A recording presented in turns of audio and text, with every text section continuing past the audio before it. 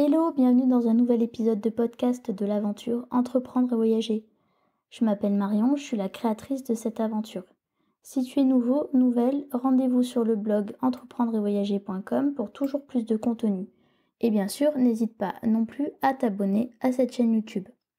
Alors aujourd'hui, je vais te parler de différentes formes de voyage. En 30 ans, depuis toute petite, j'ai eu la chance et j'ai su créer aussi mes propres opportunités pour voyager toujours davantage et surtout tester différentes formes de voyage. Aussi bien en tant que touriste, expatrié, digital nomade, autant j'ai voyagé en avion, en train, en bateau, en bus, en camping-car, en voiture. J'ai voyagé plus ou moins longtemps. J'ai voyagé dans une vingtaine de pays différents, dans presque tous les continents, et ces différentes expériences m'ont montré ce que j'aime ou non dans le voyage. Quels sont les critères importants pour moi lorsque je voyage? Et je pense qu'il est indispensable que toi aussi tu testes différentes formes de voyage, parce que t'es pas obligé de toujours suivre la même forme, et que tu puisses déterminer ce qui te correspond vraiment le plus. Parce que peut-être que je sais pas, tu vas faire, que des séjours, entre amis ou que en tant que touriste au bord de la plage et cetera et peut-être que, c'est pas ce qui va t'épanouir le plus.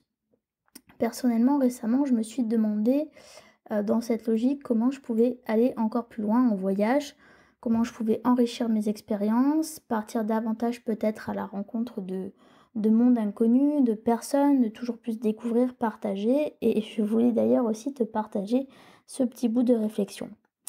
Je me suis demandé comment se présenterait mon prochain voyage, parce que là, ça commence à me titiller un peu, donc je réfléchis à mes prochains voyages, peut-être probablement en Corée du Sud. Et je me suis demandé si j'oserais partir directement chez l'habitant à Séoul, via des sites comme Homestay, Home Exchange. Est-ce que je partirais sinon avec un aller simple et je me débrouillerais sur place comme j'ai fait un peu, en Thaïlande? Ou est-ce que je prendrais un circuit où j'avalerai les kilomètres et je verrai le pays au maximum?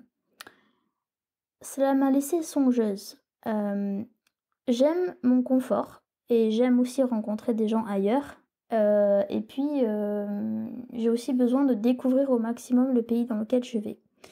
Et c'est pour ça un peu que moi que j'aime beaucoup les circuits parce que, par exemple, le Pérou et l'Inde font partie de mes meilleurs voyages et j'ai fait, des circuits, pardon, de 2 semaines là-bas. Donc moi qui aime tellement les circuits, est-ce que je devrais vraiment changer de forme de voyage? Pourquoi il faudrait absolument que je me débrouille toute seule si loin? Le digital nomadisme, c'est bien, mais c'est pas une liberté entière. Il faut continuer de travailler, il faut gérer la logistique, la connexion internet et tout ça. Donc c'est bien, mais la vraie liberté et celle que je veux te montrer aussi ici, c'est le vrai plaisir pour moi, c'est plutôt géographique. J'aime le voyage et j'aime ça en fait, j'aime la géographie, j'aime les paysages, voilà, j'aime mon confort, donc le terme digital nomadisme pour moi, il est un peu désuet, voilà. Et je me suis dit aujourd'hui que moi qui n'ai pas voyagé depuis un petit moment maintenant, qui n'ai pas fait de vrais voyages à l'étranger, même si j'ai fait plusieurs mois en France, je me dis que ce serait peut-être mieux que je prenne aujourd'hui un circuit où je suis tranquille et où je me déconnecte vraiment. Parce que voilà, le circuit, voilà, tu avec un groupe de personnes, tu vois, il y a un programme, tu visites plein d'endroits en très, très peu de temps, tu pas du tout connecté, donc ça c'est chouette aussi et c'est une forme que j'ai découverte et que j'aime beaucoup.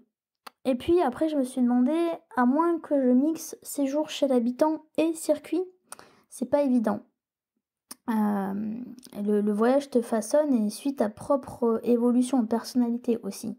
Donc peut-être qu'à un moment donné, je vais aimer le circuit, après je vais m'en lasser, après je vais vouloir mixer, tu vois? Donc il faut arriver à distinguer cette évolution. Et voilà, donc c'était un peu les questions que je me posais et je voulais en parler avec toi. Je voulais savoir aussi, ce que tu avais déjà expérimenté comme forme de voyage, ce que tu voudrais tenter, ce que tu préfères. Je pense que tu pourrais être surpris parce que, par exemple, quand je parle avec, des gens, ils me disent: «Quoi? Mais les circuits, c'est pour les vieux, les croisières, pareil et tout ça». Pas forcément. Moi, quand j'ai fait des circuits, bah, il y avait beaucoup de jeunes et je pense que, voilà, tu pourrais peut-être être surpris si tu as jamais fait de circuit. Mais surtout, voilà, face à ces différentes formes de voyage, surtout sens-toi libre d'alterner les formes, de choisir toi, de pas avoir la pression d'un style ou d'un autre. Voilà, le but c'est de faire comme tu le sens, mais au moins garde à l'esprit que il existe une multitude de formes de voyage possibles.